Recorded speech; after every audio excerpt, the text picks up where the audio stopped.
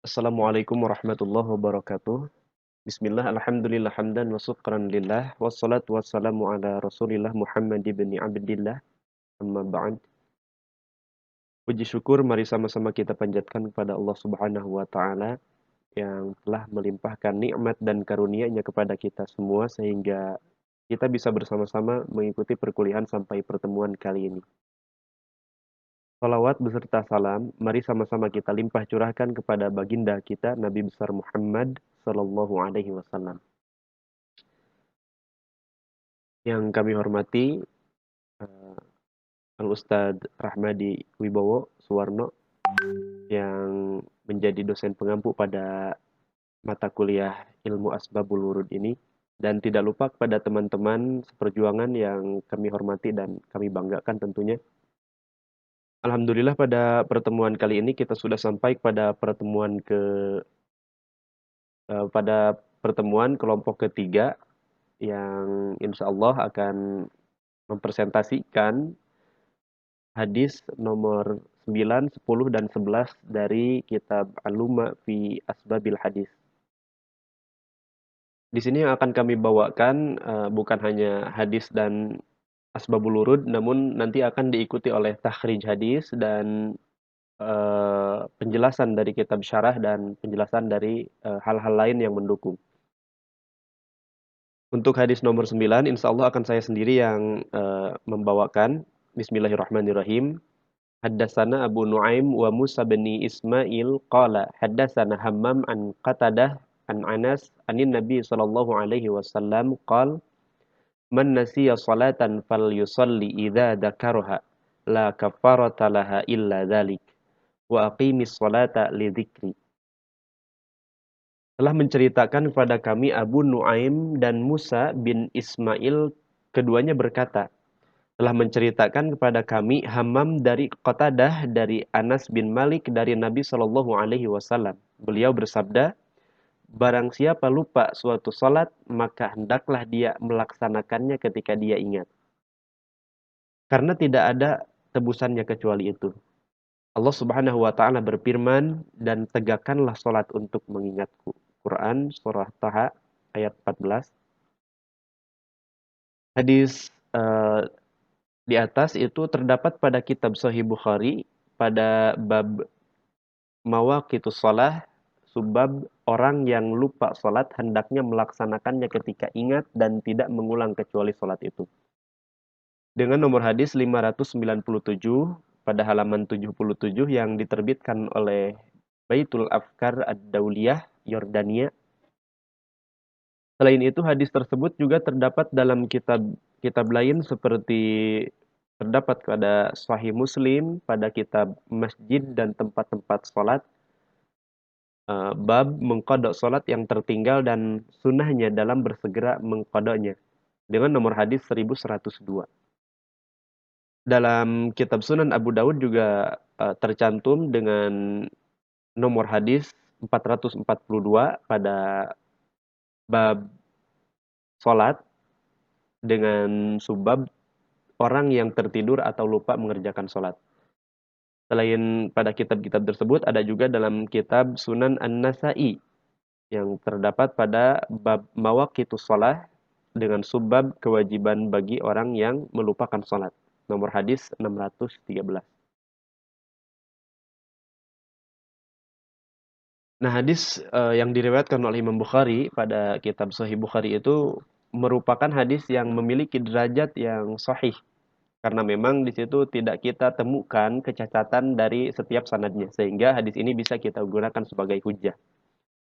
Asbabul wurud dari hadis Bukhari dengan bab orang yang lupa sholat hendaknya melaksanakannya ketika ingat dan tidak mengulang kecuali sholat itu. Yaitu Muhammad ibnu Ishaq al-Hafiz dalam majlis pengajiannya yang mengajarkan kitab amalinya mengatakan, telah menceritakan kepada kami Abu Ja'far alias Muhammad bin Ibnu Husain al-Hanawi telah menceritakan kepada kami Muhammad ibnul Ala telah menceritakan kepada kami Khalaf ibnu Ayyub al-Amiri telah menceritakan kepada kami Ma'mar dari Az-Zu'ri dari Sa'id ibnul Musayyab dari Abu Hurairah radhiyallahu anhu bahwa Rasulullah Shallallahu Alaihi Wasallam di malam beliau menjalani Isra-nya tidur hingga matahari terbit. Lalu beliau sholat dan bersabda, barang siapa lupa suatu sholat, maka hendaklah ia melaksanakannya ketika dia ingat. Karena tidak ada tebusannya kecuali itu. Kemudian Rasulullah Shallallahu Alaihi Wasallam membacakan firman Allah yang artinya, dan dirikanlah sholat untuk mengingatku. Quran surah Toha ayat 14. Imam As-Suyuti mengatakan bahwa hadis ini berpredikat gharib melalui Ma'mar dari Az-Zuhri dan Sa'id dari Abu Hurairah secara musnad. Sedangkan Syekh Waliuddin mengatakan bahwa Nabi Shallallahu Alaihi Wasallam tidur di waktu subuh dan orang yang tidur itu tidak terkena taklid.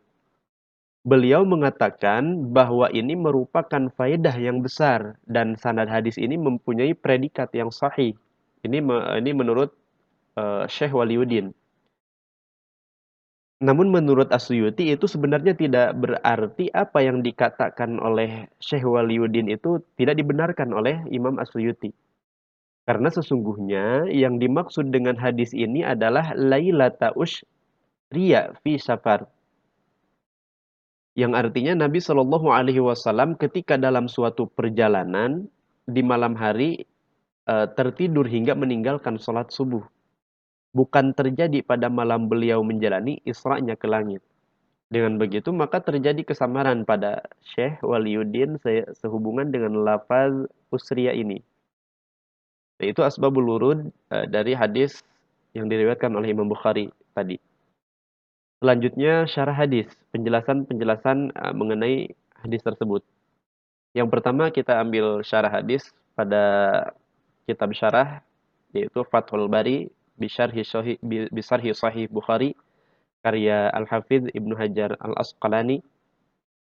Lafaz man nasiya salatan falyusalli itu lafaz-lafaz yang kebanyakan tertulis pada riwayat-riwayat lain juga. Di situ tanpa menyebutkan objeknya. Man nasiya salatan falyusalli, itu falyusalli tanpa ada objek yang disebutkan. Adapun Imam Muslim meriwayatkan dari Haddab bin Khalid bin Hammam dengan lafaz falyusalliha, dengan di situ menyertakan juga objeknya. Sehingga apa yang dimaksudnya itu lebih jelas. Imam Muslim juga menambahkan dari riwayat Sa'id dari Qatadah auna ma'anha.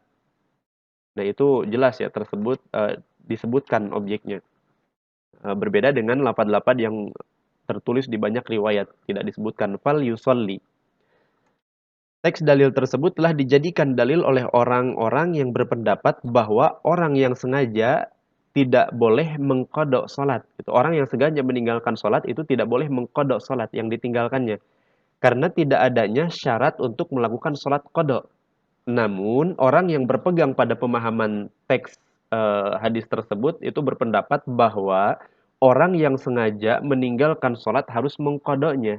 Hal ini mengandung peringatan dengan sesuatu yang rendah terhadap sesuatu yang tinggi. Sebab jika orang yang lupa diharuskan mengkodok padahal dia tidak mendapat dosa.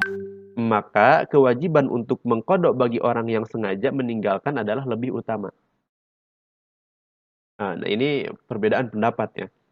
Beberapa orang menganggap bahwa kewajiban mengkodok bagi orang yang sengaja meninggalkan itu diambil dari sabda Nabi Shallallahu Alaihi Wasallam, man nasiya, dari lafaz man nasiya, barang siapa yang lupa. Sebab lupa dapat diartikan meninggalkan. Allah dalam surah Al-Hasyr ayat 19 yang berbunyi eh, nasullaha fa'ansahum anfusahum. Orang-orang yang lupa kepada Allah lalu dia menjadikan mereka lupa kepada diri mereka sendiri. Demikian dengan firman Allah dalam surat At-Taubah ayat 67 yang berbunyi nasullaha fanasiyahum. Mereka yang telah lupa kepada Allah maka Allah melupakan mereka.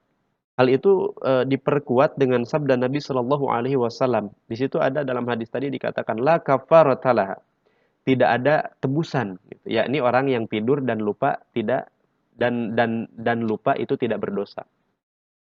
Ibnu Hajar mengatakan bahwa pembahasan dan penelitian seperti itu sangat lemah, sebab riwayat yang menyebutkan orang yang tidur itu tetap dan kuat.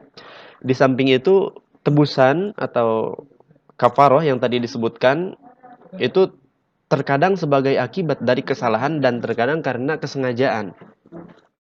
Adapun orang yang berkata bahwa yang sengaja meninggalkan itu tidak wajib mengqadha, tidak dimaksudkan bahwa kondisi orang tersebut lebih ringan daripada orang yang lupa. Tetapi dia mengatakan bahwa jika orang yang sengaja meninggalkan sholat disyariatkan untuk mengqadhanya, maka kedudukannya menjadi sama dengan orang yang lupa. Padahal orang yang lupa tidaklah berdosa. Berbeda dengan orang yang sengaja meninggalkannya, maka orang yang sengaja lebih buruk keadaannya daripada orang yang lupa. Lantas bagaimana kedudukannya bisa sama? Nah, ini mungkin bisa kita katakan seperti ini, bahwa orang yang sengaja meninggalkan sholat itu tetap mendapatkan dosa meskipun dia telah mengqadhanya. Kita misal tidak melaksanakan sholat zuhur karena sengaja, itu kita tetap mendapatkan dosa karena kita meninggalkan kewajiban kita. Walaupun nanti kita mengqadhanya, kita menggantinya, tetap kita mendapatkan dosa. Seperti itu. Maka kedudukannya bisa kita katakan dosa itu karena dia meninggalkan di waktunya. Sedangkan kewajiban itu ada pada waktu sholat tersebut. Walaupun dia tetap mengqadhanya di lain waktu. Lain halnya dengan orang yang lupa. Dia tidak berdosa secara mutlak karena memang keadaannya lupa ataupun tertidur ya, seperti itu. Untuk kewajiban mengqadha bagi orang yang sengaja meninggalkannya itu adalah berdasarkan perintah yang pertama. Sebab ia telah diperintahkan untuk sholat dan menjadi tanggungannya, sehingga menjadi utang baginya. Sedangkan utang tidak bisa gugur kecuali dibayar, seperti itu. Maka ia berdosa dengan melewatkan sholat dari waktu yang telah ditentukan, dan gugurlah tuntutannya untuk menunaikannya. Barang siapa berbuka atau tidak puasa di bulan Ramadan dengan sengaja, maka ia wajib mengqadhanya, tapi ia tetap mendapatkan dosa karena sengaja tidak berpuasa. Begitupun dengan sholat, itu ibaratnya ya. Orang yang tidak sholat di waktu sholat tersebut dan dia mengqadha di lain waktu, ia tetap mendapatkan dosa karena meninggalkan sholat. Berbeda dengan orang yang lupa dan tidak melaksanakan sholat, tapi ia mengqadhanya, itu dia tidak mendapatkan dosa karena meninggalkannya. Nah, itu untuk pembahasan yang terdapat sepenggal pembahasan yang terdapat dalam kitab Fathul Bari bisyarhi Sahih Bukhari karya Al-Hafidz Ibnu Hajar Al-Asqalani. Namun ada pembahasan-pembahasan lain yang terdapat di dalamnya, tapi nanti bisa teman-teman baca di makalah yang akan kita share. Selanjutnya masih dalam pembahasan hadis, ini ada penggalan pembahasan yang terdapat dalam Tanya Jawab Agama Muhammadiyah atau buku TJA Muhammadiyah ya. Lebih tepatnya ada pada jilid 3 bagian pembahasan permasalahan sholat. Di sini ada seseorang yang bertanya, apabila saya tidur sebelum waktu zuhur tiba dan saya bangun sesudah matahari tenggelam, berarti sudah waktu maghrib. Bagaimana harus mengerjakan sholat zuhur dan asar? Eh, di situ ada jawaban yang sudah diberikan. Orang yang lupa melakukan sholat, maka sholatnya dilaksanakan ketika ingat. Orang yang tidur sebelum waktu sholat dan bangun setelah waktu sholat habis, maka sholatnya pada waktu bangun tersebut. Dan melakukan sholat yang tertinggal baru melakukan sholat yang menjadi kewajiban pada waktu bangun. Seperti yang Anda lakukan ini kepada penanya, bahwa Anda tidur sebelum sholat zuhur dan bangun setelah matahari tenggelam. Itu artinya sudah masuk waktu maghrib. Maka ketika saudara bangun, lakukan sholat zuhur, kemudian asar, baru kemudian sholat maghrib. Itu untuk uzur bagi orang meninggalkan sholat karena tertidur seperti itu. Maka qadha sholatnya di waktu dia bangun. Tapi jangan mendahulukan sholat wajib, misal tertinggal sholat zuhur dan asar di waktu maghrib gitu. Jangan mendahulukan sholat maghrib dulu, tapi mendahulukan sholat yang tadi tertinggal gara-gara tidur. Sholat zuhur dilanjutkan dengan sholat asar, baru melaksanakan sholat maghrib di waktu maghrib itu. Nah, mungkin seperti itu untuk pembahasan dari hadis nomor 9 pada kitab Al-Lumma fi Asbabil Hadis. Tadi sudah dijelaskan juga takhrij, kualitas, ada juga asbabul wurud, dan dilanjutkan dengan pembahasan baik itu dari kitab syarah Fathul Bari dan ataupun ditambah dengan diperkuat dengan pembahasan yang terdapat dalam Tanya Jawab Agama Muhammadiyah atau buku TJA Muhammadiyah jilid 3 ya. Untuk selanjutnya, hadis nomor 10 pada kitab Al-Lumma fi Asbabil Hadis akan dilanjutkan oleh rekan saya, yaitu saudara Fatur. Dipersilahkan. Baik, bismillahirrahmanirrahim. Assalamualaikum warahmatullahi wabarakatuh.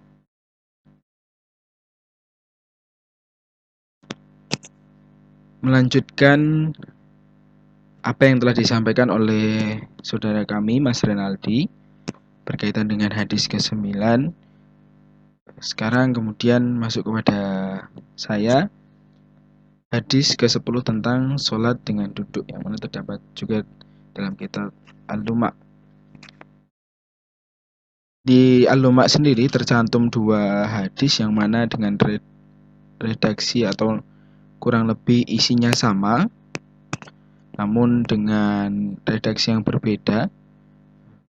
Mungkin substansinya sama, begitu yang dimaksudkan, substansinya sama, namun dengan redaksi yang berbeda. Hadis yang pertama, haddatsana Abdurrahman ibni Mahdi, haddatsana Sufyan, haddatsana Ibrahim, yakni Ibnu Muhajirin, an Mujahid, an Qa'idis Sa'ib, anis Sa'ib, an Nabi sallallahu alaihi wasallam qala salatul qa'idi 'ala nisfi min salatil qa'im, yang artinya telah menceritakan kepada kami Abdurrahman bin Mahdi, telah menceritakan kepada kami Sufyan, telah menceritakan kepada kami Ibrahim, yaitu Ibnu Muhajir, dari Mujahid, dari orang yang pernah menuntun As-Sa'ib, dari As-Sa'ib, dari Nabi SAW bersabda, sholatnya orang duduk seperti separuh sholatnya yang berdiri. Hadis tersebut terdapat dalam kitab Musnad Imam Ahmad bin Hanbal, yang mana dalam Musnad Ahmad bin Hanbal tersebut terdapat dalam bab Musnad penduduk Mekah, yang mana kemudian dalam subbabnya terdapat Musnad dari Sa'id bin Abdullah radhiyallahu anhu. Kemudian hadis yang kedua, yang mana berbeda redaksinya, tapi substansinya sama yang dimaksudkan, yaitu bisa dilihat. Kemudian hadisnya berbunyi hadatsana Ishaq bin Mansur qala akhbarana Rauh bin Ubadah akhbarana Husain an Abdullah bin Buraidah an Imran bin Husain radhiyallahu anhu annahu sa'ala Nabiyya sallallahu alaihi wasallam wa akhbarana Ishaq qala akhbarana Abdus Samad qala sami'tu abi qala haddatsana Husain an Abi Buraidah qala haddatsani Imran ibnu Husain wa kana mabsuran qala sa'altu Rasulullah sallallahu alaihi wasallam an salatir rajulun qa'idan faqala inna shala qa'iman fahuwa afdalu wa man shalla qa'idan falahu nisfu ajril qa'imi wa man shalla na'iman falahu nisfu ajril qa'idi. Nah, dalam kitab Al-Lumma tersebut dicantumkan hanya wa man shalla na'iman falahu nisfu ajril qa'idi, atau yang dititik beratkan pada barang maka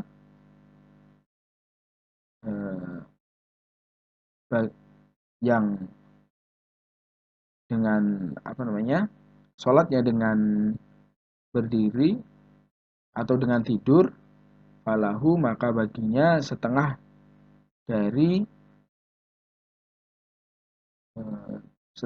dari pahalanya orang yang sholat dengan berdiri, setengah dari pahalanya orang yang sholatnya dengan berduduk. Kemudian hadis yang tersebutkan di atas berkaitan dengan salat salatul qa'idi ala nisfi min salatil qa'im, yang mana salat yang duduk seperti separuh salatnya orang yang berdiri.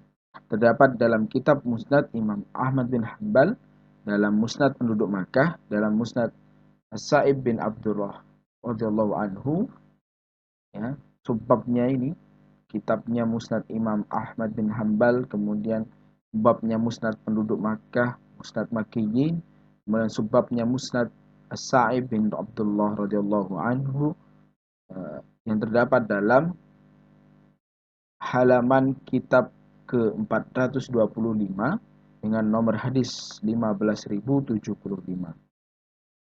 Hadis tersebut dapat kita jumpai dalam beberapa hadis-hadis karya Imam Ahmad bin Hanbal juga, namun dalam bab-bab berbeda dari mungkin sahabat yang meriwayatkannya berbeda, seperti halnya dalam hadis lain yang diriwayatkan oleh Aisyah radhiyallahu anha dan lain sebagainya.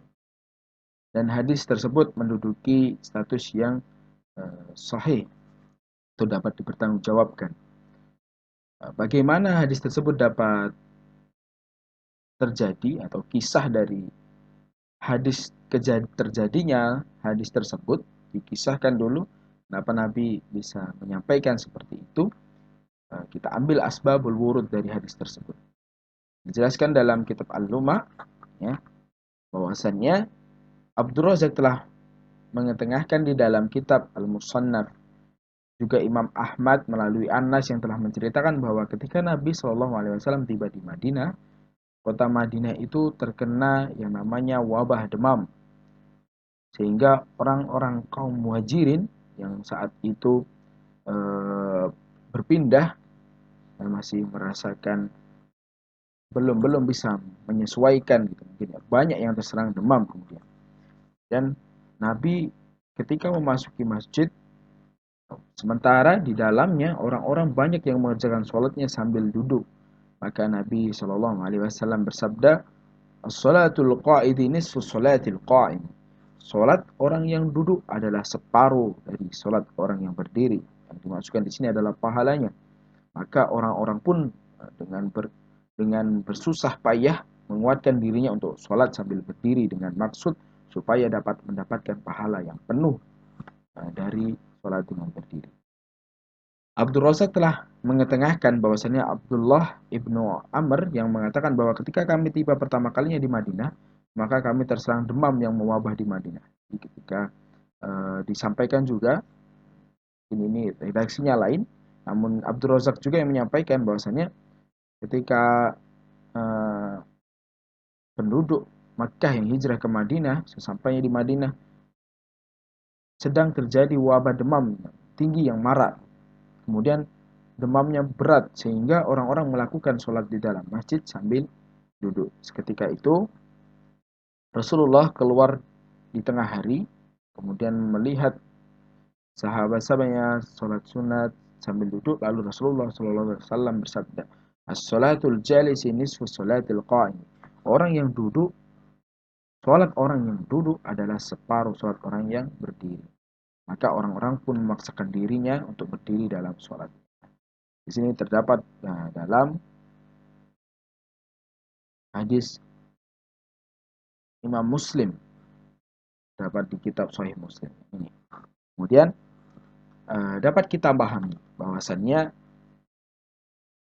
di dalam hadis tersebut disyarahkan oleh ulama dalam kitabnya, terutama tersebut oleh Imam Suyuti, yang dimaksudkan dalam kategori contoh asbabul wurud yang berfaedah dengan takhsis al-am, yaitu membatasi sesuatu hadis yang masih terlalu umum sekali, sehingga hadis ini sebenarnya bukan untuk semua orang, sehingga semua orang dapat mengerjakannya dengan duduk, sholat dengan duduk di semua waktu, di semua sholat, baik sholat fardu maupun sholat sunnah, sangat umum sekali. Padahal yang dimaksudkan di sini melainkan hanya untuk orang yang sholat fardu dengan duduk, padahal mereka masih berdiri. Nah, dimaksudkan di sini maksudnya bukan bukan bukan bukan diperbolehkan hadis ini atau dalil ini untuk alasan sebagai orang yang ingin melakukan sholat fardu dengan duduk. Baik, kita lanjutkan. Bahwasannya dalam sholat fardu adalah orang yang tersebut masih bisa melakukannya dengan berdiri, maka dihindarkan jangan sampai dilakukan dulu dengan duduk begitu. Hadis di atas mungkin secara sekilas terlihatan masih umum, tapi ketika melihat dari asbabul wurudnya, sesungguhnya hadis tersebut ditunjukkan kepada orang-orang yang ada di Madinah pada saat itu yang sedang sholat dengan duduk. Pada saat itu Nabi mengetahui, Nabi pun bertanya kepada Abdullah bin Umair terkait alasan mereka sholat duduk. Mereka menjawab bahwa mereka sholat duduk karena mereka terkena wabah penyakit panas. Kemudian Rasul bersabda, seperti halnya hadis tersebut, para sahabat yang masih mampu berdiri pun lebih memilih berdiri daripada duduk. Dan As-Suyuti pun menyimpulkan bahwa yang dimaksud dengan pahala setengah dari orang yang berdiri adalah untuk orang-orang yang masih kuat dan mampu berdiri tapi ia memilih untuk duduk. Selain itu, pendapat lain mengatakan bahwa yang dimaksudkan dalam kata sholat di atas bukanlah semua sholat, melainkan hanya sholat fardu.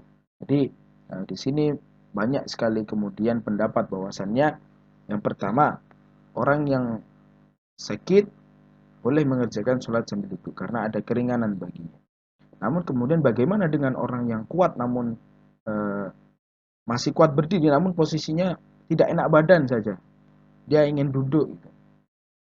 Kemudian dia lebih memilih duduk padahal dia bisa memaksakan dirinya untuk berdiri. Nah, posisi itu dia bisa berdiri sesungguhnya, cuman mungkin agak kurang enak badan sehingga memilih untuk duduk. Itu lebih baik dia berdiri karena ketika duduk boleh, namun ia mendapatkan setengah pahala daripada sholat yang dilakukannya ketika ia berdiri. Kemudian sholat ini dimaksudkan hanya untuk sholat fardu gitu. Jadi ketika ada yang berpendapat juga boleh melakukan sholat sunnah dengan duduk, siapapun baik dia kondisinya dalam sakit ataupun sehat diperbolehkan untuk sholat sambil duduk namun dengan pahala yang setengahnya. Nah, kemudian ini banyak sekali pendapat di sana. Namun kita bisa ambil kesimpulan yang terdapat dalam hadis di atas dan hasil dari syarah hadis tersebut menyimpulkan bahwa pahala yang dimaksudkan setengah dari pahala orang yang berdiri adalah untuk orang-orang yang masih kuat dan mampu berdiri tetapi ia lebih memilih untuk duduk. Itu dia mendapatkan pahalanya setengah. Kemudian pendapat lain mengatakan bukan untuk semua sholat, namun hanya untuk sholat fardu. Seperti itu mungkin yang dapat kami sampaikan dari keterangan dan penjelasan dari hadis 10. Selebihnya kami lanjutkan insya Allah pembahasan kami kepada saudara kami Mas Nailil Faizi. Waktu dan tempat kami persilahkan untuk hadis yang ke-11. Baik, saya Nailil Faizi akan melanjutkan hadis nomor 11. Haddatsana Hajjaj bin Minhal qala haddatsana Syu'bah Muhammad bin Ziyad sami'tu Abu Hurairah anna Nabi sallallahu alaihi wasallam qala amma yakhsha ahadukum aw la yakhsha ahadukum iza rafa'a ra'sahu qabla al-imam ay yaj'ala Allah ra'sahu ra'sa himar aw yaj'ala Allah suratahu surah himar. Artinya, tidakkah salah seorang dari kalian takut atau apakah salah seorang dari kalian tidak takut jika ia mengangkat kepalanya sebelum imam? Allah menjadikan kepalanya seperti kepala keledai atau Allah akan menjadikan rupanya seperti bentuk keledai. Kemudian takhrij hadis tersebut terdapat dalam kitab Sahih Bukhari, nama pengarangnya Abu Abdillah Muhammad bin Ismail al-Bukhari. Penerbitnya Dar Ibnu Katsir, Damaskus, Beirut. Kemudian letak hadis ini terdapat dalam Ba'du al-Azan bab ismu mar rafa'a ra'sahu qabla al-imam. Hadis ini juga diriwayatkan oleh Muslim dalam bahasan Bad'ul Azan bab tahrim sabqi al-imam bi ruku' au sujud wa mahwihima. Al-Bukhari juga memiliki riwayat dengan redaksi apakah kalian merasa aman. Hadis ini diriwayatkan oleh Ad-Darimi dalam bahasan As-Shalah bab An-Nahyan Muhadarah al-Imam al-Immah bi ar-ruku' dan Abu Daud dalam bahasan As-Shalah bab At-Tasydid firman yartafi'u qabla al-imam au yad'u qablahu. Kemudian asbabul wurudnya, Ahmad meriwayatkan dari Abu Sa'id Al-Khudri, ia berkata seorang laki-laki sholat di belakang Nabi lalu ia ruku. Sebelum beliau ruku dan mengangkat kepala sebelum beliau ketika Nabi telah selesai dari sholatnya, beliau bertanya, siapa yang melakukan perbuatan seperti ini? Kemudian ia menjawab, aku ya Rasulullah, aku ingin mengetahui apakah engkau mengetahui hal ini atau tidak. Beliau pun bersabda, hindarilah perbuatan mengurangi sholat. Jika imam ruku, maka rukuklah. Jika ia bangkit, maka bangkitlah. Kemudian syarah hadis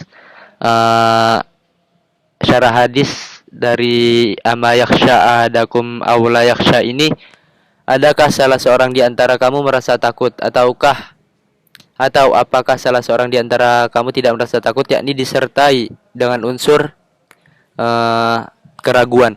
Imam Ahmad bin Hambal memberi tambahan dalam riwayatnya dari Muhammad bin Ziyad dalam sholat, sementara dalam riwayat Hafs bin Umar disebutkan apabila kepalanya dan imam masih sujud. Hal ini memberikan penjelasan bahwa yang dimaksud adalah mengangkat kepala dari sujud, sekaligus merupakan bantahan dari mereka yang mengatakan bahwa hadis ini sebagai dalil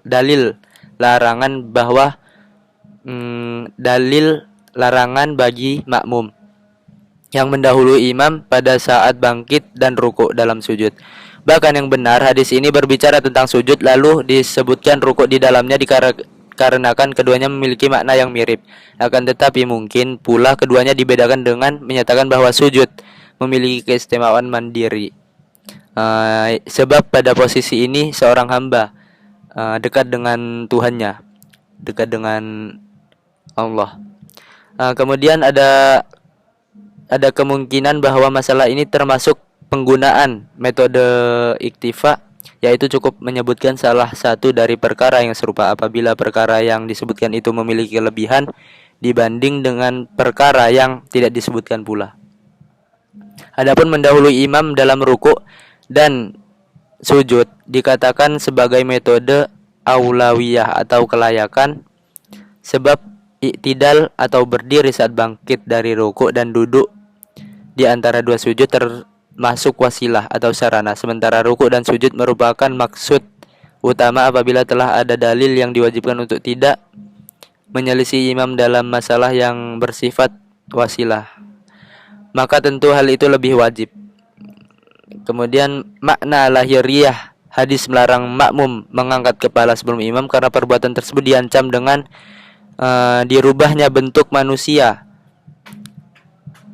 yang merupakan siksaan yang paling berat. Inilah yang ditegaskan oleh An-Nawawi dalam kitab Syekh Al-Mu'azzah. Meskipun perbuatan tersebut dikatakan haram, namun mayoritas ulama berpendapat bahwa sholatnya tetap dianggap sah walaupun pelakunya tetap mendapat dosa. Kemudian dalam hadis ini terdapat sejumlah faidah yang dapat kita petik. Di antaranya adalah penjelasan tentang kesempurnaan rasa sayang beliau Nabi Muhammad SAW terhadap umatnya, serta sikap beliau yang senantiasa menjelaskan kepada mereka hukum-hukum yang mendatangkan pahala maupun siksa. Nah, hadis ini dijadikan dalil tentang bolehnya makmum melakukan gerakan sholat bersamaan dengan imam. Namun pada hakikatnya hadis ini tidak mengindikasikan ke arah itu, sebab secara tekstual hadis itu menunjukkan larangan mendahului imam. Maka secara implisit terdapat ajaran mengikuti imam. Adapun masalah menyertai gerakan imam, maka hal ini tidak disinggung pada hadis tersebut. Sekian dari kelompok kami. Assalamualaikum warahmatullahi wabarakatuh.